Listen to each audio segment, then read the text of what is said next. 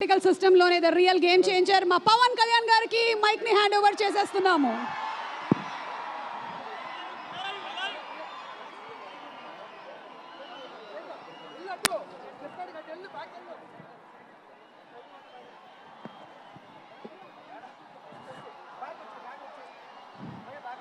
రాజమండ్రి నగరంకి విచ్చేసిన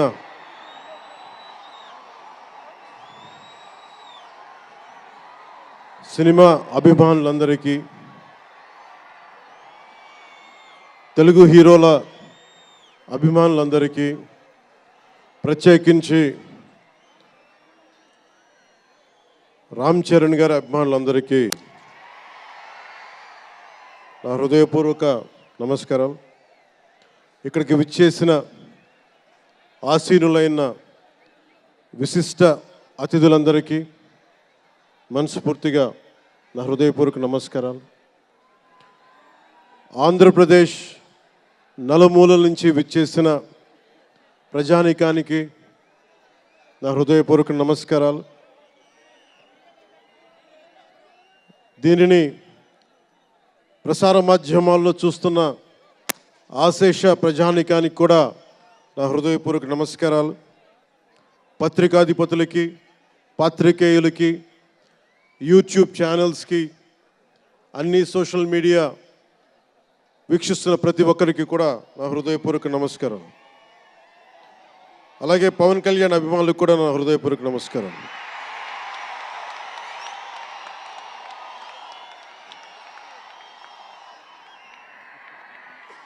ఎలా చెప్పాలో నాకు తెలియదు.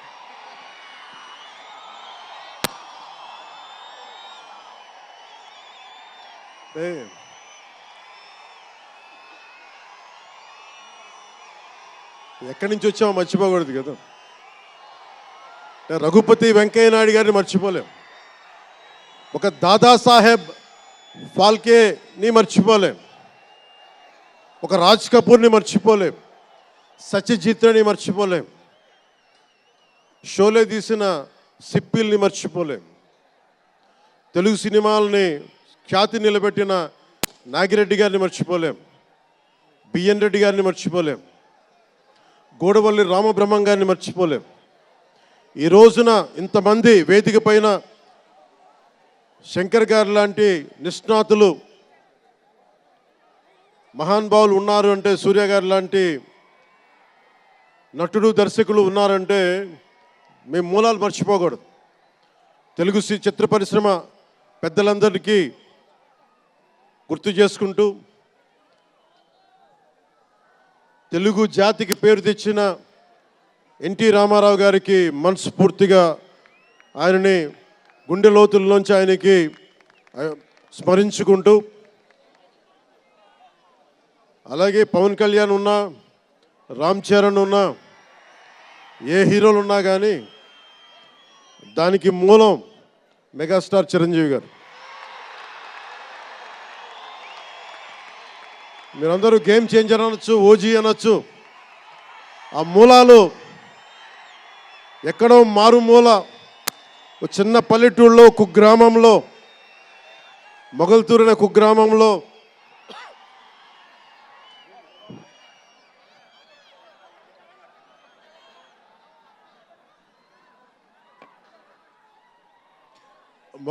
కుగ్రామంలో చదువుతూ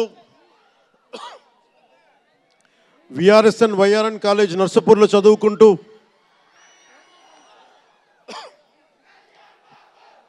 ఇవన్నీ ఇలాంటిదే మీరు అనాలంటే ఆద్యుడు ఆయనే. మీరు ఈరోజు కళ్యాణ్ బాబు అనండి, ఓజీ అనండి, డిప్యూటీ సీఎం అనండి, ఏదన్నా ఆయనే ఆద్యులు. నేను మూలాలు మర్చిపోను. నేను ఎప్పుడు రఘుపతి వెంకయ్య నాయుడు గారిని మర్చిపోం, దాదాసాహెబ్ ఫాల్కే అవార్డు గ్రహీతను దాదాసాహెబ్ ఫాల్కే గారిని మర్చిపోం. మూలాలు మనం ఎప్పుడు మర్చిపోం. అలాగే మేమందరం రామారావు గారిని మర్చిపోలేం.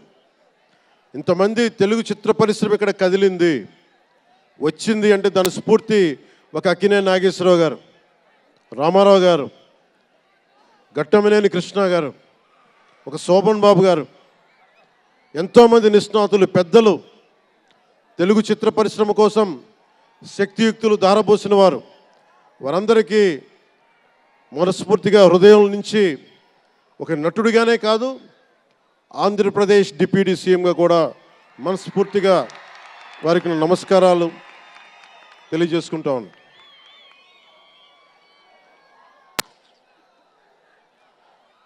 ఈ రోజున ఈ వేదికకి ఇంత బలంగా తెలుగు చిత్ర ఒక ఫిలిం ఓపెనింగ్ ఇక్కడ, ఒక సినిమా ఫంక్షన్ ఇక్కడ చేసుకోగలిగామంటే కూటమి ప్రభుత్వం, అనుభవజ్ఞుడైన నాయకులు శ్రీ నారా చంద్రబాబు నాయుడు గారు, గౌరవ ముఖ్యమంత్రి శ్రీ నారా చంద్రబాబు నాయుడు గారు, ఆయన ఆశీస్సులు, ఆయన సహకారం, ఆయన నిరంతర మద్దతు ఈ రోజున ఇక్కడ ఇంత అద్భుతమైన సభ జరుపుకోగలుగుతున్నామంటే గౌరవ ముఖ్యమంత్రి గారికి ప్రత్యేకించి రాజమండ్రి హృదయం నుంచి ఆయనకి నా కృతజ్ఞతలు తెలుపుకుంటా ఉన్నాను. అలాగే ఒక ఫంక్షన్ చేస్తున్నామంటే హోమ్ మినిస్టర్ అనిత గారికి కూడా నా హృదయపూర్వక ధన్యవాదాలు తెలియజేసుకుంటా ఉన్నాను. స్టేట్ డీజీపీ గారికి నా హృదయపూర్వక ధన్యవాదాలు.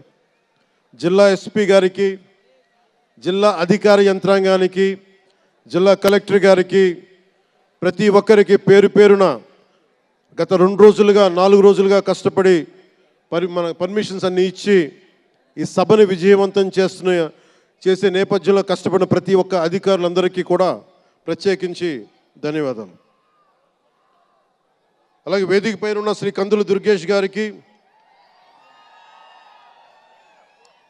గౌరవ మంత్రివర్యులు పిడుగు హరిప్రసాద్ గారు, ఎమ్మెల్సీ, మమ్మల్ని ఇన్ని రకాలుగా ఆయన, మీకు తెలుసు కదా గోరట్ల బుచ్చి చౌదరి గారి గురించి, ఆయన్ని పట్టు విడవరు ఆయన, మనం వదలాల్సిందే పట్టు. అలాంటి గోరంట్ల బుచ్చయ్య చౌదరి గారికి మనస్ఫూర్తిగా నా హృదయపూర్వక నమస్కారాలు. అలాగే యువరక్తంతో రాజమండ్రి రాజకీయాల్లో ప్రజలకి నిరంతరం సేవ చేద్దామని చేస్తే ఆదిరెడ్డి వాసు గారికి నా హృదయపూర్వక నమస్కారాలు. అలాగే నిరంతరం గత పాలనలో ఒత్తిళ్లు ఎదుర్కొని బలంగా నిలబడ్డ రాజనగరం ఎమ్మెల్యే శ్రీ బత్తుల బలరామకృష్ణ గారికి, అలాగే కె శ్రీనివాసరావు గారికి, గౌరవ ఎమ్మెల్యే, వారికి నా హృదయపూర్వక నమస్కారాలు. అలాగే Kakinada urban development authority chairman Shri Tummala Babu గారికి నా హృదయపూర్వక నమస్కారాలు.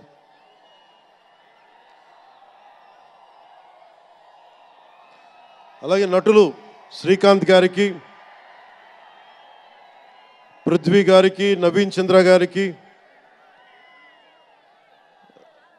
ఇదేంటిది రచ్చ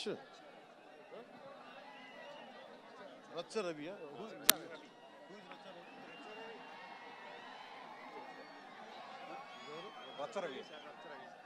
రచ్చ రవి గారికి, రామ్ జోగయ్య శాస్త్రి గారికి, కాసరాల శ్యామ్ గారికి, అనంత్ శ్రీరామ్ గారికి, బుర్రా సాయి మాధవ్ గారికి, ఇక్కడ ఉన్న అంజలి గారికి, అలాగే మ్యూజిక్ డైరెక్టర్ తమన్ గారికి, నాకు చాలా తక్కువ సినిమాలు నేను థియేటర్కి వెళ్ళేవాడిని. మన శంకర్ గారు తీసిన సినిమా చెన్నైలో, తమిళ్లో జెంటిల్మెన్ సినిమా, నేను టికెట్ కొనుక్కొని థియేటర్కి వెళ్ళి, ఆ రోజు నేను ఇంకా యాక్టర్ కూడా అవుతాను, అసలు రాజకీయాలు పక్కన పెట్టి యాక్టర్ అవుతానో లేదో అని ఆలోచనలో ఉన్నప్పుడు ఆయన సినిమాని నేను కూడా టికెట్ కొనుక్కొని బ్లాక్లో ఆయన సినిమాకి వెళ్ళాను, శంకర్ గారి జెంటిల్మెన్ సినిమాకి. అలాగే ప్రేమికుడికి కూడా ఎవరు లేక తోడుకి మా అమ్మమ్మని తీసుకెళ్ళాను ప్రేమికుడి సినిమాకి. ప్రేమికుడి సినిమా అమ్మ என்ன சொல்லுவாங்க பாட்டியோடு போயிட்டேனே. అంటే అలాంటి అందరినీ అన్ని వయసుల వాళ్ళని కూడా ఆకట్టుకునే సినిమా, ఎంటర్టైన్మెంట్తో పాటు ఒక సోషల్ మెసేజ్ ఉన్న సినిమాలు ఆయనవి. అలాంటి మంచి సినిమాలు భారతదేశంలో ఈ రోజున చరణ్ గారు కానీ, రాజమౌళి గారు కానీ, జూనియర్ ఎన్టీఆర్ కానీ వీరందరూ విఖ్యాతిగా మన ప్రపంచ వ్యాప్తి ఖ్యాతి ఉన్న రావటం అనేది దానికి ఆద్యులు కొద్దిమంది డైరెక్టర్స్ ఉన్నారు, ముఖ్యంగా దక్షిణాది నుంచి. దాంట్లో చాలా కీలకమైన వ్యక్తి శంకర్ గారు. శంకర్ గారు ఈ రోజున భారతదేశం మొత్తం తెలుగు చిత్ర పరిశ్రమ వైపు చూస్తుంది అంటే తమిళనాడు నుంచి వచ్చి తెలుగులోకి డబ్బై ఆ సినిమాని తెలుగు ప్రేక్షకులు ఇది తమిళ సినిమా కాదు తెలుగు సినిమా అని చెప్పి గుండెల్లో పెట్టుకొని ఆదరించారు. అంత గొప్ప సినిమాలు తీశారు శంకర్ గారు. నేను ఎప్పుడు అనుకునేవాడిని శంకర్ గారు తెలుగులో కూడా తీయచ్చు కదా డైరెక్ట్ తెలుగు ఫిల్మ్ అంటే. ఆయన ఈ విధంగా గేమ్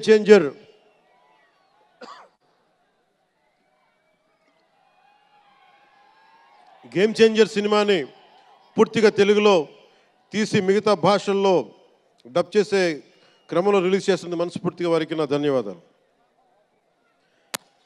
అలాగే దిల్ రాజు గారు, నేను తొలి ప్రేమ సినిమా అప్పుడు ఆయన డిస్ట్రిబ్యూటర్. అంటే ఏదో ఒక చిన్న పోస్టర్ చూసి ఎక్కడో ఒక మాటిని ఈ సినిమా చాలా సూపర్ డూపర్ హిట్ అవుతుంది ఒక నమ్మకంతో పాపం ఆయన అడ్వాన్స్ ఇచ్చారు. అలా స్టార్ట్ అయిన వ్యక్తి. మేము వకీల్ సాబ్ నా నిర్మాత కూడా అయినా. ఎలాంటి నిర్మాత అంటే నేను బాగా కష్టాల్లో ఉన్నప్పుడు డబ్బులు లేవు నా దగ్గర, పేరు ఉంది కానీ డబ్బులు లేవు, మార్కెట్ ఉందో లేదో తెలియదు. అలాంటి పరిస్థితుల్లో వచ్చి వకీల్ సాబ్ అనే సినిమా నాతో తీసి ఈరోజు జనసేన పార్టీ నడపడానికి ఇంధనంగా పనిచేస్తుంది వకీల్ సాబ్ సినిమా. దాని నిర్మాత దిల్ రాజు గారు. సో మనస్ఫూర్తిగా వారికి నా ధన్యవాదాలు. అలాగే రామ్ చరణ్,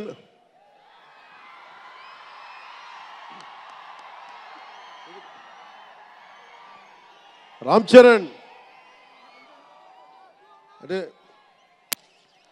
నేను రామ్ చరణ్ ఉన్నప్పుడు నేను పుట్టినప్పుడు నేను ఇంటర్ ఎప్పుడు చదువుతున్నాను. ఇంటర్ చదువుతున్నప్పుడు నాకు అన్నయ్యకి అబ్బాయి పుట్టాడు అని చెప్తే ఇంట్లో నామకరణం చేశారు. నామకరణం చేసినప్పుడు మా నాన్నగారు పెట్టిన పేరు మా ఇంట్లో అందరికీ ఆంజనేయ స్వామి పేరు రావాలి, మా ఇంటి దైవం అని. రామ్ చరణ్కి రాముడి చరణాల దగ్గర ఉండేవాడు ఎవడో హనుమంతులు, ఆంజనేయ స్వామి. నిత్యం బలం ఉండి కూడా వినయ విధేయతలతో ఉండే వ్యక్తి ఆంజనేయ స్వామి. అంటే ఎంత ఎదిగినా ఎంత శక్తిమంతుడైనా అడిమాది అష్టసిద్ధులున్నా తన శక్తి తను తెలియకుండా ఎదిగే కొద్దీ ఒదిగుండే ఆంజనేయ స్వామిలాగా ఇతనికి రామ్ చరణ్ అని పేరు పెట్టాలని చెప్పి మా నాన్నగారు ఆలోచన చేసి తనకి రామ్ చరణ్ అని పెట్టారు. అలాగే రామ్ చరణ్ నాకు, ఎందుకంటే నాకు చిరంజీవి గారు అన్నయ్య కాదు, పితృ సమానులు, తండ్రి సమానులు. మా వదిన నాకు మాతృమూర్తి. సో నాకు రామ్ చరణ్, నేను బాబాయ్ వీటన్నిటికంటే కూడా నాకు ఎప్పుడు ఒక తమ్ముడు.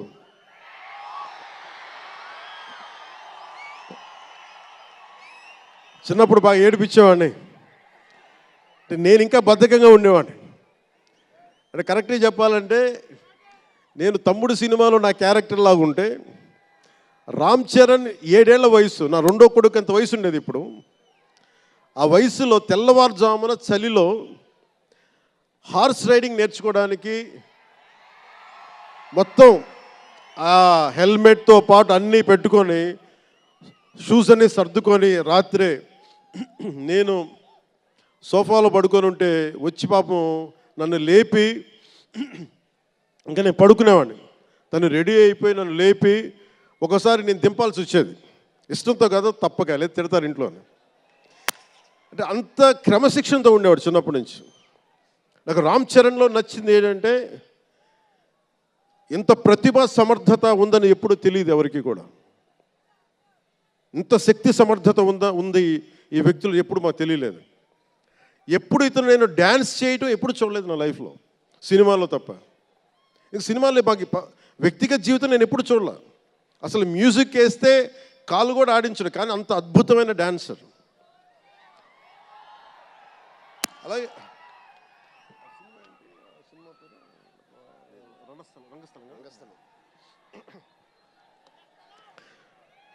రంగస్థలం గురించి మాట్లాడు.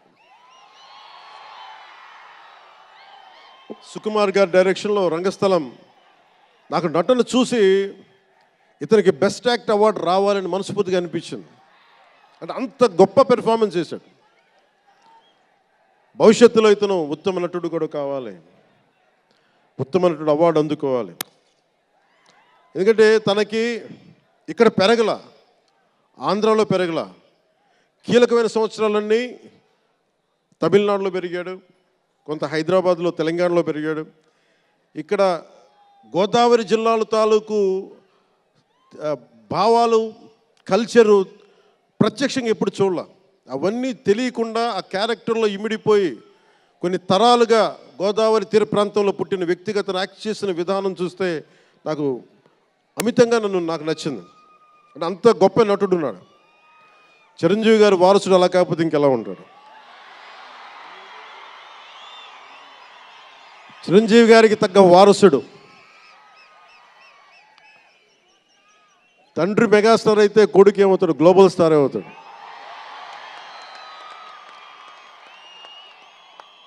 అంటే చిరంజీవి గారిని ఎందుకు అంటే ఎక్కడ గుర్తు పెట్టుకోవాలంటే, అంటే నాకు మా అన్నయ్య అంటే ఎందుకు గౌరవం, మొన్న కూడా ఇంట్లో అప్పుడప్పుడు చెప్తా ఉంటా. ఆయన ఒక మొగల్తూరు నుంచి వచ్చిన వ్యక్తి, ఎవరు ఆధారం లేరు. మీరు ఇంతమంది లక్షల మంది ఇక్కడ ఉన్నారు, జనం ప్రజలందరూ ఉన్నారు. మనకి ఎవరో ఒకరు ఉండాలి అని అనుకోకర్లా, మీకు మీరే ధైర్యం. మీరు అనుకుంటే మీరు సాధిస్తారు. గుండె లోతుల్లో నుంచి నేను సంకల్ప బలం ఉండి దానికి తగ్గ పట్టుదల, కార్యదక్షత ఉంటే మెగాస్టార్ చిరంజీవి గారిలాగా ఎలా సాధించగలరో ప్రతి ఒక్కరూ మీరు కోరుకున్న దాంట్లో సాధించగలరు. అంటే ఆయన ఒక్కడు పెరిగి మా అందరికీ ఆశ్రయం ఇచ్చాడు, ఊతం ఇచ్చాడు. ఆయన ఊతం వల్లే నేను ఈ రోజున మీ అందరికీ కూర్చొని మారుమూల ప్రాంతాల్లో భయపడటానికి, అందరూ భయపడే రోడ్లకి వెళ్ళగలుగుతున్నాను, రోడ్లు వేయడానికి. అంటే ఆ మూలాలు చిరంజీవి గారు మాకు నేర్పించినాయి. అంటే ఇది ఎందుకు చెప్తున్నానంటే, నేను చిరంజీవి గారిని ఎంత కష్టపడేవారు ఆయన కష్టపడి బయటికి వచ్చి ఇంటికి వస్తే నేను అర్ధరాత్రి పూట వెయిట్ చేసేవాడిని అక్కడ సోఫాలో పడుకున్నాను హాల్లో. మా అన్నయ్య గారు ఎప్పుడు వస్తారు, ఆయన ఎంత కష్టపడేవారంటే కనీసం వచ్చి షూలు ఇప్పుకోవడానికి అసలు శక్తి ఉండేది కాదు. అలిసి సొలిసి ఒళ్ళు కుమిలిపోయి, అంటే ఏమంటుందని అసలు కందిపోయి దెబ్బలు తిని, ఎందుకంటే అప్పుడు సేఫ్టీ మెకానిజం లేదు. మన గుండా షూటింగ్ టైంలో మన ఏదో అనకాపల్లి వెళ్తుంటే ఇక్కడే చిరంజీవి గారు చేశారు ఎవరు ఆయన సన్నిహితులు చెప్తా ఉంటే, ఆ పడిపోయి ట్రైన్ కింద యాక్సిడెంట్లో కాలు ఫ్రాక్చర్ అయ్యి, అలాంటి ఒక సేఫ్టీ లేని పరిస్థితులు ఆయన చేస్తూ ఇంటికి వచ్చేటప్పటికి మాకు చేయగలిగేది ఏంటంటే, మాకు గిల్టీగా ఉండేది. తమ్ముడు సినిమాలో నేను ఎలా ఉండేవాడిని, ఆకతాయిగా తిరుగుతా, అలా నాకు అలా అనిపించేది నా జీవితం. అలా లేననుకోండి, కానీ మా అన్నయ్య వచ్చేటప్పటికి ఏదైనా చేద్దామని తపంతో పాపం ఆయన సాక్స్ తీస్తే కాళ్ళు వాచిపోయాయి. ఆ షూ కూడా వచ్చేది కాదు, చెమటతో తడిచిపోయేది. ఆయన షూలు తీసి ఆయన పాదాలు తుడిచి అది చేస్తే మాకు ఒక చిన్నపాటి ఉపశాంతి మాకు లభించేది. ఎందుకంటే ఇంత కష్టపడుతున్నాడు ఇంతమంది కోసం అనేది. అంటే అలాంటి కష్టాన్ని చూసి పెరిగాడు రామ్ చరణ్. అందుకే ఎందుకు ఆయన గురించి చెప్తున్నానంటే, మేము ఎప్పుడూ దీన్ని అహంకారంగా తీసుకోవాలి. మెగా అభిమానులు ఇలాంటి పదాలు మేము ఎందుకు మాట్లాడమంటే, ఇక్కడ అందరి హీరోల అభిమానులు ఉన్నారు. జూనియర్ ఎన్టీ, మీరు అందరు సినిమాలు చూస్తారు. రామ్ చరణ్ ఒక సినిమాని ఎక్కువ ఇంకొక హీరోని ఇష్టపడచ్చు, ఒక హీరోని ఎక్కువ ఇష్టపడచ్చు. జూనియర్ ఎన్టీఆర్ గారిని ఇష్టపడతారు, అల్లు అర్జున్ గారిని ఇష్టపడతారు, అలాగే ఒక ప్రభాస్ గారిని ఇష్టపడతారు. ఇంకా హీరోస్ పేర్లు అందరూ చెప్పు ఒకసారి మర్చిపోయి. ఘట్టంనేని మహేష్ గారిని ఇష్టపడతారు. అంటే నేను ఎందుకు అందరి హీరోల క్షమించాలి, అందరి హీరోల అభిమానులని పేరు పేరున నేను సమయం తక్కువ ఎక్కువ మంచి అందరి హీరోలు పేరు పేరున చెప్తున్నాను. చిన్న చిత్తగా అట్లని చెప్పట్లా. ఎవరైనా సరే ఏ స్థాయి హీరోలైనా సరే వారు ప్రత్యేకించి అభిమానులు ఉంటారు. నాని గారు ఉన్నారు, ఆయనకి ప్రత్యేకించి మా ఇంట్లో చాలామంది అభిమానులు ఉన్నారు. మా సిస్టర్ చాలా నచ్చుతారు మా చెల్లికి నాని గారి సినిమాలు. ఇలాగా మా ఇంట్లో అందరికి కూడా మాకు మా చిరంజీవి గారు మాకు నేర్పించింది ఒక హీరోని ద్వేషించే పని మాకు తెలియదు. మాకు చిన్నప్పటి నుంచి మా జీవితంలో కళమా తల్లి సాక్షిగా చెప్తున్నాం, ఎప్పుడు కూడా మా ఇంట్లో ఈ హీరో సినిమా పోవాలి మేము ఉండాలి మా ఇంట్లో ఎప్పుడు లేదు. అసలు ఆ సంస్కృతి మా ఇంట్లో లేదు. అందుకు మేము అందరం బాగుండాలని కోరుకుంటాం. ఎందుకు బాగుండాలని కోరుకుంటామంటే సర్వే జనం సుఖినో భవంతు అని చెప్పి మా నాన్న నేర్పించిన ఇది మాకు సంస్కృతి. అది మేమే బాగుండాలి, వాళ్ళు బాగుండకూడదు అనుకుంటే ఎకానమీ తిరగాలి, అందరి దగ్గర డబ్బులు ఉండాలి, అందరూ బాగుండాలని కోరుకుంటాం. అలాంటి పరిస్థితుల్లో అలాంటి వాతావరణంలో పెరిగాం. రామ్ చరణ్ అలాంటి వాతావరణంలో పెరిగిన వ్యక్తి. నాకు చాలా గర్వంగా ఉంటుంది, చాలా ఆనందంగా ఉంటుంది. అతని హార్స్ రైడింగ్ చూస్తే మటుకు నాకు చాలా అసూయ వస్తుంది. నాకు చాలా తక్కువ సందర్భాల్లో నాకు అసూయ వస్తాయి. మొన్న ఈ మధ్యన అరకుకి వెళ్ళినప్పుడు గిరిజన ప్రాంతాల్లో ఉన్న సోదరులను చూసి ఆ పచ్చని చెట్ల మధ్య వాళ్ళ జీవన విధానాన్ని చూసి నాకు అసూయ వచ్చింది. అలాంటి అసూయ రామ్ చరణ్ని చూస్తే నాకు మగధీరలు అనిపించింది. ఎంత అద్భుతంగా చేస్తున్నాడు అతను. చిన్నప్పుడు నేను కూడా నేర్చుకొని ఉంటే ఇలా ఇంట్లో కూర్చొని కాళ్ళు బారజాపుకొని కూర్చోకుండా పుస్తకాలు కాకుండా ఇంకేదైనా చేస్తుంటే నేను ఇంత అద్భుతంగా చేసేవాడిని అనిపించేది. ఆ పట్టుదలతోటి నాకు హార్స్ రైడింగ్ నేర్చుకోలేదు జీవితంలో. ఇప్పుడు గబ్బర్ సింగ్ సినిమాకి నాకు హార్స్ రైడింగ్ పెట్టారు. అందరూ ఏమనుకున్నారంటే పవర్ స్టార్ అంటే అన్నీ వచ్చేసి అనుకున్నారు. నాకు తెలియదు అవన్నీ. హార్స్ రైడింగ్ అని చెప్పారు. ఓకే అని గుర్రం చూపించారు నాకు. అది కచ్ రాష్ట్రం గుజరాత్లో. గుర్రం దగ్గరికి వెళ్ళా. సార్ ఏం లేదు, దౌడు తీసుకుంటే గ్యాలప్ మీద వచ్చేయాలంటే ఓకే షూర్ అన్నాం, డెఫినెట్గా వచ్చేస్తానమ్మా. కింద పడితే ఏమవుతానో నాకు తెలియదు. సార్ నాకు ఒకటి తెలుసు, తెగింపు తెలుసు. గుర్రం దగ్గరికి వెళ్ళి చెప్పా, దానికి చెవిలో చెప్పాను, నాకు హార్స్ రైడింగ్ రాదు. వీళ్ళందరూ నన్ను ఎక్స్పెక్ట్ చేస్తారు నేను చాలా గొప్ప హార్స్ రైడర్ అని. అంటే హీరో అంటే అన్నీ తెలియాలని అనుకుంటారు. నాకు తెలియదు హార్స్ రైడింగ్. దానికి ఒక పంచదార ముక్కను చిన్న క్యారెట్ పెట్టా, జాగ్రత్తగా తీసుకెళ్ళి నాకు వదిలేవాను. పాపం ఆ గుర్రం అది నన్ను ఎంత అద్భుతంగా తీసుకెళ్ళిందంటే అది మీరు చూసారు ఆ సీన్లో. నేను అందరినీ మోసం చేశాను ఆ సినిమాలో. నాకు హార్స్ రైడింగ్ రాకుండా సినిమా వరకే హార్స్ రైడింగ్ వచ్చినా కదా. అలాంటి అంటే నాకు ఇది మాకేంటంటే మాకు సినిమాల్లో చూసినవన్నీ నాలాగా కాకుండా అన్నీ చాలా సుశిక్షితమైన ఒక నేర్చుకున్న వ్యక్తి ఇతను రామ్ చరణ్. ఒక డ్యాన్స్ కానీ ఎక్కడో ఇంగ్లాండ్కి వెళ్ళి అక్కడ డ్యాన్స్ ఇన్స్టిట్యూషన్స్లో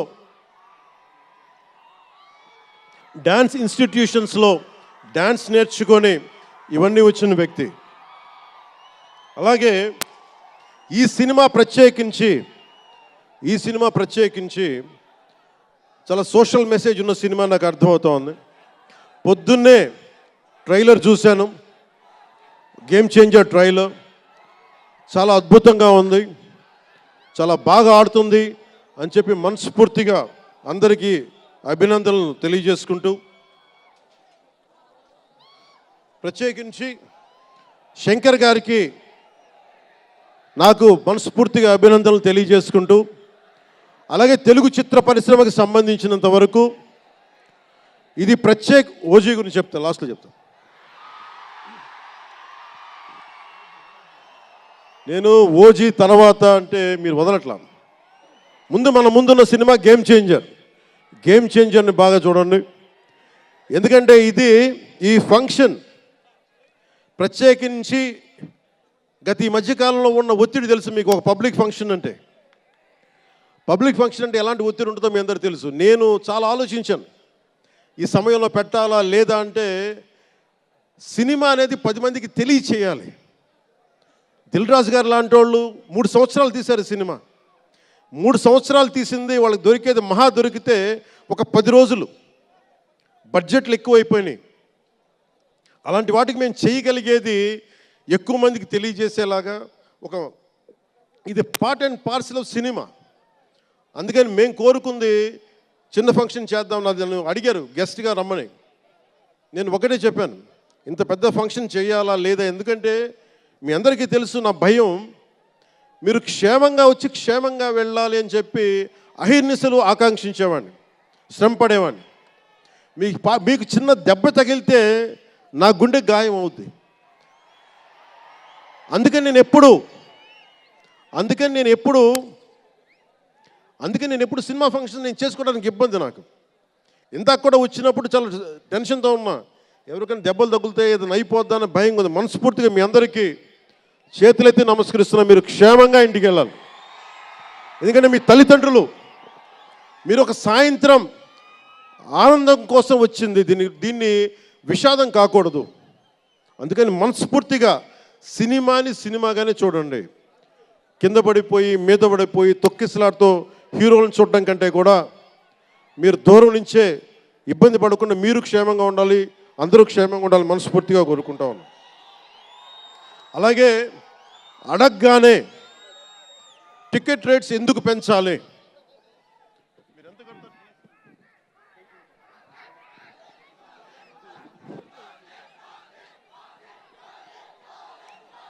టికెట్ రేట్స్ ఎందుకు పెంచాలి అని చాలామంది అడుగుతూ ఉంటారు. ఒక నిమిషం థ్యాంక్ యూ. సినిమా రేట్లు ఎందుకు పెంచాలని అడుగుతారు. ఈ రోజున సినిమా రేట్లు పెంచాలి అంటే it's a purely demand and supply. నాకు శంకర్ గారి సినిమా నేనే బ్లాక్లో కొనుక్కొని చూశాను చెన్నైలో. అది నా సరదా. అది అంటే నాకు ఇచ్చిన డబ్బులు నేను కొనుక్కొని చూశాను. ఇప్పుడు ఆ బ్లాక్లో వెళ్ళే డబ్బు ఎవరికి వెళ్ళిపోద్ది. అలా కాకుండా టికెట్ రేట్లు డిమాండ్ అండ్ సప్లై మీద ఉంటుంది. అలాంటి డబ్బులు పెరిగితే మీరు ఇష్టపడి మీ హీరోకో ఏదో ఇష్టమైన సినిమాకో మొదటి రోజే చూడాలనుకుంటారు. That's a demand. అందుకని ఎందుకు ఇంతంటే బడ్జెట్స్ పెరిగిపోయినాయి. తెలుగు సినిమా మొత్తం ప్రపంచపరంగా వెళ్తూ ఉన్నాయి. దీనికి డబ్బులు కావాలి అంటే పెట్టుబడులు కావాలి. మార్కెట్స్ పెరిగినాయి. అలాగే పెరిగిన ప్రతి రూపాయికి 18% జిఎస్టీ కడతాం. ప్రభుత్వానికి ట్యాక్స్ వస్తుంది. పెరిగిన ప్రతి రేటుకి ట్యాక్స్ వస్తుంది. ఇదేదో పుట్టినా ఇవ్వట్లేదు ప్రభుత్వం. ప్రతి ఒక్కరికి ఏముంటుందంటే దీని ఒక ఫాల్స్ నెరేటివ్ ఉంది బయట. నా సినిమాకి టికెట్ రేట్లు పెంచకపోగా తగ్గించేశారు. భీమ్లా నాయక్కి ఇప్పుడు చాలామంది హీరోస్ అందరూ కూడా వాళ్ళెవరూ కూటమికి మద్దతు చెప్పలేదు. కానీ మేము ఎక్కడ వివక్ష చూపించాల, అందరూ బాగుండాలని కోరుకుంటాం. ఎందుకంటే చిత్ర పరిశ్రమకి మొన్న దిల్ రాజు గారు కూడా చెప్పారు, చిత్ర పరిశ్రమకి రాజకీయ రంగు పులమటానికి మాకు ఇష్టం లేదు. Though I belong to NDA, though I'm head of Janasena party, cinema should be treated as a separate entity. No politics should seep into cinema. Milton Friedman అనే ఒక ఎకానమిస్ట్ ఒక చిన్నపాటి పెన్సిల్ని ఇలా చూపిస్తూ, ఈ పెన్సిల్ని తయారీకి ఈ కనిపించే టిప్పు ఈ మెటీరియల్, దీని లోపల ఉండే గ్రాఫైటు ఈ మెటీరియల్, ఇవన్నీ ఒక్కొక్కటి చెప్పుకుంటూ దీనికి వెనక పెన్సిల్ ఉండే రబ్బరు ఇది ఎక్కడి నుంచి వస్తుంది ఇలా చెప్పుకుంటూ వెళ్తా, ఇది ఒక్క ప్రాంతం నుంచి రాలా, అనేక దేశాల నుంచి. గ్రాఫైట్ ఏమో ఎక్కడ వేరే కంట్రీస్ నుంచి. ఈ పెన్సిల్కి పెట్టిన మన బ్రాంజ్ రిబ్బన్ను అదేమో వేరే చైనా నుంచో లేదంటే ఏషియా నుంచి. ఈ చేసిన వాళ్ళందరూ ఒక మతం కాదు, ఒక కులం కాదు, ఒక దేశం కాదు. ఒక చిన్నపాటి పెన్సిల్కే ఒక రకరకాల వ్యక్తులు, రకరకాల దేశాలు కలిసి రావాలి. అలాంటిది ఇంత సినిమాకి శంకర్ గారు తమిళియన్, మనకి దిల్ రాజు గారు ఫ్రమ్ తెలంగాణ. ఇక్కడ ఒక్కొక్కరిని అడగండి, ఒక్కొక్కరు ఒక్కొక్క రాష్ట్రం నుంచి వస్తారు. బట్ అందరూ కలిసి సినిమాని తీస్తారు, మీకు ఆహ్లాదం కలిగజేస్తారు. ఇప్పుడు మాకుంటుంది. నేను ఎప్పుడు కూడా నాకు ఇష్టం లేనిది సభావేదికగా ఒకటి శంకర్ గారికి కానీ దిల్ రాజు గారికి కానీ తెలుగు చిత్ర పరిశ్రమకు కానీ భారతీయ చిత్ర పరిశ్రమకు కానీ ఒకటితే మనం నేర్చుకోవాలి. ఎప్పుడు మనం భారతీయ చిత్ర పరిశ్రమ అనేవాళ్ళం తప్ప లాస్ట్ 90s నుంచి టాలీవుడ్ అని బాలీవుడ్ కాలీవుడ్ మాలీవుడ్ మనం ఎందుకు ఏప్ చేయాలి వీళ్ళని? Why do we have to ape Hollywood? మనం ఒకప్పుడు మాయాబజార్ లాంటి సినిమాలు తీసిన వాళ్ళం, మూకీలు తీసిన వాళ్ళం. చిత్ర పరిశ్రమ ఒక బెంగాల్లో పరివిడిల్లింది అక్కడ. సో మనం ఎందుకు వీళ్ళని ఫాలో అవ్వాలి? వాళ్ళ హాలీవుడ్ డిసిప్లైన్ ఫాలో అవ్వం, Hollywood method of film making follow అవ్వం, Hollywood method of skill development follow అవ్వం. కానీ ఆ వుడ్ను మటుకు తీసుకున్నాం, మాలీవుడ్. ఇది మటుకు మానాలి. ఎందుకంటే మనకు ఒక కాళిదాసు ఉన్నాడు, మహా కవులు కళాకారులు గొప్ప గొప్ప కావ్యాలు రాశారు. సో మన జాతి తాలూకు ప్రాముఖ్యతని సినిమాలే చెప్పగలగాలి. అందుకని హాలీవుడ్ని అనుకరించడం మానేయాలి. మనదైన సత్తా, మనదైన కథ, మనదైన బలం మనం చూపించాలి విశ్వానికి. అది చూపించకపోతే ఏమవుద్దంటే ఎక్కడో కూర్చొని ఈరోజు ఇప్పుడు కాపీ చేద్దామంటే కుదరదు. You have to come with original stories. సహజమైన కథలతో పట్టుకురావాలి. ఆ విధంగా ఉండాలి అంటే ముందు చిత్ర పరిశ్రమలో కూడా చాలా డిసిప్లిన్ రావాలి. సినిమాలు తీసే వాళ్ళు మాట్లాడాలి చిత్ర పరిశ్రమ గురించి, సినిమాలు తీయని వాళ్ళు మాట్లాడకూడదు. సినిమాలు తీయకుండా రాజకీయాలు చేసేవాళ్ళు మాకు నచ్చం. అది ఎన్డీఏ తరపు నుంచి నేను చెప్తా ఉన్నాను.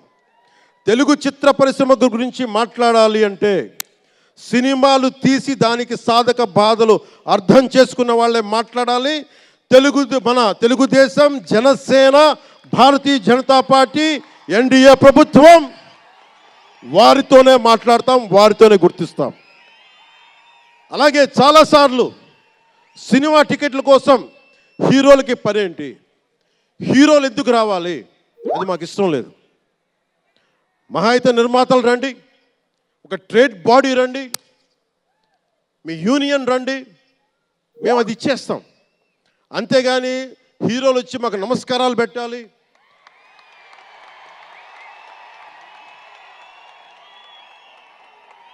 అంత ఒక లో లెవెల్ వ్యక్తులం కాదు మేము. దీన్ని ఎక్కడి నుంచి నేర్చుకున్నాం?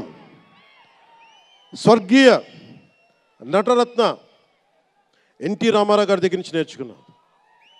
మహానటుడు, ఆయనని ఎంతమంది విమర్శించినా, కోటా శ్రీనివాసరావు గారు విమర్శించినా, ఆయన ఎప్పుడన్నా యాక్ట్ చేస్తే ఆయనతో పాటు ఏం బ్రదర్ బాగున్నారని చెప్పి చాలా గుండెలు నిండుగా పలికే వ్యక్తి మహానుభావుడు ఎన్టీ రామారావు గారు. ఇంత తెలుగుదేశం పార్టీ ఎన్టీ రామారావు అన్నిసార్లు ముఖ్యమంత్రిగా ఉన్నప్పుడు కూడా ఎప్పుడు ఘట్టంనేని కృష్ణ గారు కాంగ్రెస్లో ఉండి కూడా కనిపిస్తే ఇద్దరు ఆప్యాయంగా మాట్లాడుకునే వాళ్ళు. ఎన్టీ రామారావు గారు ఎప్పుడు వివక్ష చూపించలా. ఇది చిత్ర పరిశ్రమ తాలూకు ఔన్నత్యం. ఇది అదే ఔన్నత్యాన్ని మేము కొనసాగిస్తున్నాం, అదే మేము కోరుకుంటా ఉన్నాం. అంతేగాని గతం ప్రభుత్వంలో లాగా మీరు అభిమానించే మెగాస్టార్ చిరంజీవి గారు లాంటి వారిని కానీ, బాహుబలి ప్రభాస్ గారిని కానీ, మహేష్ గారిని ప్రిన్స్ మహేష్ అంటారు కదా, మహేష్ గారిని కానీ, ఇంకెవరిని వెళ్ళరా, ఇంకెవరు వెళ్ళినా కానీ మేము ఇవన్నీ ఎందుకు చేయట్లేదంటే మాకు సినిమా పరిశ్రమ మీద గౌరవం ఉంది. నారా చంద్రబాబు నాయుడు గారు ఇప్పటికి 4వ ముఖ్యమంత్రి. ఆయన 3 సార్లు కానీ 4 సార్లుగా ముఖ్యమంత్రి ఉన్న ఈ సమయంలో ఎప్పుడు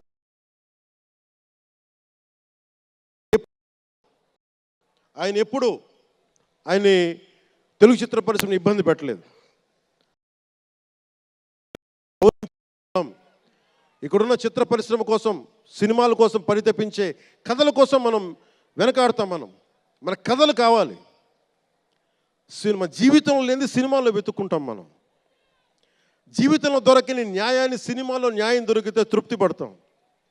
ఒక్కటి సినిమా తీస్తే ఎందుకు చూస్తాం మనం? శంకర్ గారి డైరెక్షన్లో అరే మన జీవితంలో మన ముఖ్యమంత్రి ఇలా ఉంటే బాగుంటుంది అనుకుంటాం. ఆ కథని, ఆ భావాన్ని సినిమాగా తెరకెక్కిస్తే అది బాగుంటుంది. ఒక శివాజీ సినిమా ఎదురు తిరిగితే ఎలా ఉంటుంది, ప్రత్యామ్నాయంగా రాజు చేస్తే ఎలా ఉంటుంది ఒక శివాజీ. ఇలాంటి సినిమాలన్నీ కూడా మనకి నిజ జీవితంలో జరగనివి. మనం ఒక అట్లీస్ట్ సినిమా ప్రపంచంలో చూస్తే ఒక తృప్తి ఉంటుంది. అలాగే ఇంతమంది యువత ముందుకొచ్చి ఎందుకు వస్తున్నారు అంటే ఒక మార్గదర్శకం సినిమాలు. ఒకసారి సినిమాలో కూడా చాలా మంచి విలువలు ఉంటాయి, కానీ ఆ విలువలు తీసుకోవచ్చు. కానీ మనం ఎలా ఉండాలంటే హంసలాగా పాలను తీసుకొని నీళ్ళు వదిలేయాలి. కానీ కొంతమంది నీళ్ళని పట్టుకుంటారు, మనం ఏం చేయలేము. సినిమా అన్నీ చూపిస్తుంది, మంచి చెడు రెండు చూపిస్తాయి. ఏది తీసుకోవాలి అనేది మీది. ఉదాహరణకి వకీల్ సాబ్లో ఒక సన్నివేశంలో హీరో దగ్గరికి వచ్చే డైలాగ్ వస్తుంది, ఆర్ యు వర్జిన్ అని చెప్పి ఒక స్త్రీ పాత్రధారిని అడుగుతారు. అది నా ఇండివిజువల్గా నేను చెప్పడానికి ఇబ్బంది అనిపించింది. నేను డైరెక్టర్ గారికి, దిల్ రాజు గారికి చెప్పాను, ఈ డైలాగ్ అయితే నేను చెప్పాను. కాబట్టి అబ్బాయిని అడుగుతాను, అమ్మాయిని నేను అడగనేమని చెప్పి. అంటే న్యాయం రెండు పక్షాలు ఉండాలి, ఒకళ్ళని ఇబ్బంది పెట్టడం నాకు ఇష్టం లేదు. ఇది సెన్సిబిలిటీస్ కూడా ఫిలిం టెక్నీషియన్స్ కానీ, డైరెక్టర్స్ కానీ, యాక్టర్స్ కానీ. ఎందుకంటే హీరోలు చాలా పెద్ద ప్రభావం, మీరు దర్శకులు చాలా పెద్ద ప్రభావం, నిర్మాతలు చాలా పెద్ద ప్రభావం చూపిస్తారు. మీరు కేవలం డబ్బులు సంపాదించడమే కాదు, మీరు కొన్ని విలువలు చెప్తారు.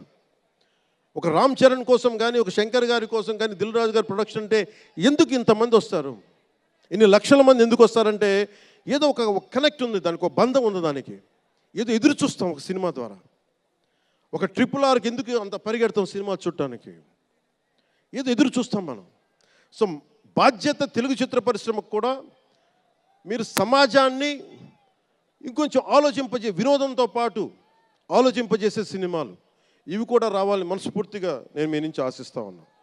మీరు ఎలాంటి సినిమాలు తీసినా ప్రజలకి ఆమోదయోగ్యంగా ఉండే సినిమాలు, ప్రజలకు విలువ నేర్పించే సినిమాలు మరిన్ని రావాలని మనస్ఫూర్తిగా కోరుకుంటూ, ఈరోజు పెరిగిన రేట్లు ఆంధ్రప్రదేశ్ ప్రభుత్వానికి ఆదాయం కూడా కేవలం అది నిర్మాతలకని అని అనుకోవడానికి లేదు. పెరిగిన ప్రతి రూపాయికి 18% GST వస్తుంది. అది ప్రజలందరికీ కూడా ఈ సందర్భంగా నేను తెలియజేస్తా ఉన్నాను.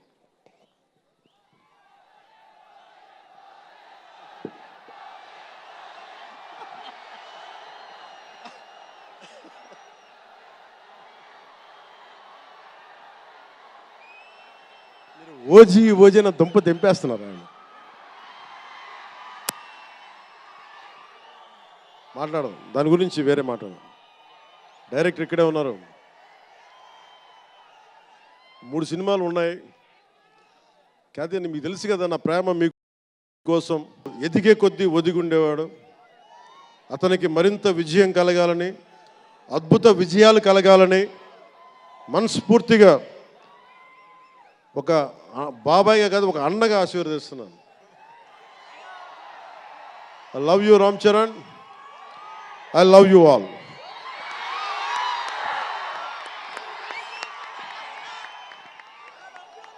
నేను ఒకటే కోరుకుంటున్నా, యువత మీ అందరికీ ఏమన్నా మాట్లాడుతూ ఉన్నా, మీ బైకుల్లో మీరు చేసే గోల ఉంటుంది చూసారా మీరు. నేను మొన్న మాట్లాడుతూ ఉన్నా, ఇప్పుడు ఈ ఫంక్షన్ లేదు, సినిమాలు లేవు, ఏం చేస్తారు చెప్పండి. ఉద్యోగాలు ఉపాధి కూడా కానీ టైం పడుద్ది. కనీసం సినిమాకి వెళ్ళి చొక్కా దించుకొని అరవకపోతే, బైకులు తీసుకొని అవి సైలెన్సర్ దాన్ని ఆ యాక్సిలేటర్ పెంచకపోతే ఆ ఎనర్జీ ఎటు వెళ్తుంది. అందుకే ఒకటే చెప్పాను, దిల్ రాజు గారికి చెప్తా ఉన్నా, మీరు తెలంగాణ ఫిల్మ్ ఫెడరేషన్ ప్రెసిడెంట్ కదా, మీరు ఆంధ్రప్రదేశ్ని చిన్న చూపు చూడకండి. అదొకటే నేను కోరుకుంటా ఉన్నా. నేను ఆ 2 కళ్ళు అని నేను నమ్మను, కానీ మీరు తెలుగు చిత్ర పరిశ్రమని అటు తెలంగాణలోను ఇటు ఆంధ్రాలోను 2 చోట్ల అద్భుతంగా ఉండాలని కోరుకుంటా ఉన్నాను. ముఖ్యంగా ఆంధ్రప్రదేశ్ యువతకి, మీరు ఇంతమంది యువతను చూస్తూ ఉన్నారు, వీళ్ళకి స్టంట్ స్కూల్స్ పెట్టండి.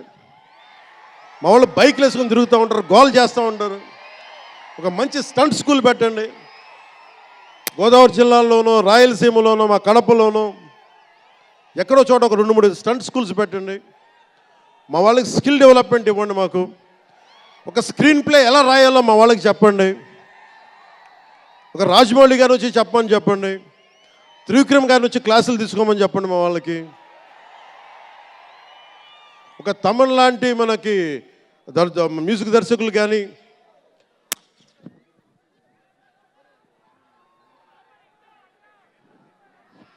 కీరవాణి గారు కానీ, అలాంటి వాళ్ళందరికీ వచ్చి వాళ్ళ స్కిల్ డెవలప్మెంట్ నేర్పించమని చెప్పండి. మీరు దాని మీద ఒకసారి ఆలోచించండి. స్టూడియోలు పెట్టండి. ఇక్కడ కొంతమంది అసిస్టెంట్ డైరెక్టర్స్కి ఎలా ఉండాలి, డైరెక్టర్స్ కావాలంటే ఏం చేయాలి, 24 క్రాఫ్ట్స్లో ఒకళ్ళకి ప్రొడక్షన్ డిజైనింగ్ నేర్పించండి. మా వాళ్ళకి ప్రొడక్షన్ డిజైనింగ్ స్కూల్స్ పెట్టండి, ఫిల్మ్ మేకింగ్ స్కూల్స్ పెట్టండి. ఈరోజున మీకోసం ఇంతమంది వచ్చారు. మీరు తిరిగి ఇవ్వగలిగేది మీకోసం రేట్లు పెంచాం. ముఖ్యమంత్రి గారు మీకు అండగా ఉన్నారు, చంద్రబాబు నాయుడు గారు, మేమందరం మీకు అండగా ఉన్నాం. తెలుగు చిత్ర పరిశ్రమని మీ ద్వారా మేము కోరుకునేది ఇంతమంది యువతున్నారు. వీరికి మీ ద్వారా కొంత ఉపాధి కల్పించండి. నేను సినిమాని మాట్లాడుతుంటే నేను టీవీని ఎప్పుడు వదలలేదు, టీవీ మీడియంని. చిన్న తెర అనుకుని, చిన్న తెర పెద్ద తెర ఉండదు, తెర చిన్నదైనా పెద్దదైనా ఒకటే మాకు. సో మాకు ముమ్మిడివరం లాంటి గొప్ప లొకేషన్స్ ఉన్నాయి. మాకు కేరళకి మించిపోయి ఉంటుంది ముమ్మిడివరం. గోదావరి తీరం చూడండి, అసలు మీరు గండికోట చూడండి కడపలో, సిద్ధవటంకి వెళ్ళండి, అడ్వెంచర్ సినిమాలు ఉంటాయి. అటు వెళ్తే మీరు పార్వతీపురం వెళ్ళండి, మన్యం ప్రాంతం అద్భుతంగా ఉంటుంది. మీరు లొకేషన్స్ని ఎక్స్ప్లాయిట్ చేయండి. ఇక్కడ అందరికీ మేము సౌకర్యాలు కల్పిస్తాం. మా దుర్గేష్ గారికి కూడా చెప్తా ఉన్నాను, మనకి కూర్చొని ఇక్కడ టూరిజం డెవలప్ చేయాలి. అందుకని మీకు తెలుగు చిత్ర పరిశ్రమకి ఆంధ్రప్రదేశ్ ప్రభుత్వం అండగా ఉంటుందని తెలియజేసుకుంటూ, మీకోసం ఒళ్ళు వంచి పనిచేస్తానని తెలియజేసుకుంటూ, మరోమారు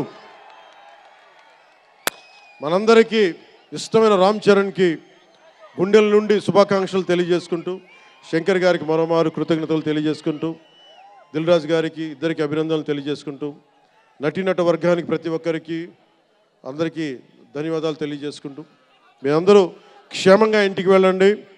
ఇంట్లో అమ్మా నాన్నని అడిగానని చెప్పండి. నాకంటే వయసులో పెద్దవారైనా ఎవరన్నా ఉంటే వారికి నా పాదాభివందనాలు తెలియజేయండి. మీరు 2 చేతులెత్తి దండం పెడుతున్నా, క్షేమంగా క్షేమంగా క్షేమంగా ఇంటికి వెళ్ళండి.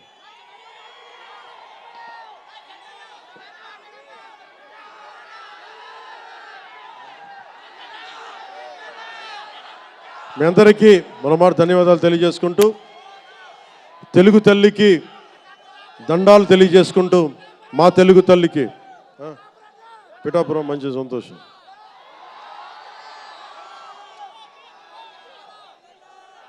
అలాగే మీ అందరికీ ధన్యవాదాలు తెలుపుకుంటూ, ఏ దేశం ఎగినా ఎందుకు కాలినా పొగడరాని తల్లి భూమి భారతిని అంటే సభ ఆరంభంలో మాట్లాడలేకపోయాను. నాకు జన్మనిచ్చిన నా నేల నేను దండాలు పెట్టుకుంటూ, నాకు దేశభక్తిని నింపిన నా భారతదేశానికి జై జైలు చెప్తూ సెలవు తీసుకున్నాను. అందరూ క్షేమంగా ఇంటికి వెళ్ళండి. మనస్ఫూర్తిగా ఇక్కడికి వచ్చిన ప్రతి ఒక్కరికి పేరు పేరున ధన్యవాదాలు తెలుపుకుంటూ,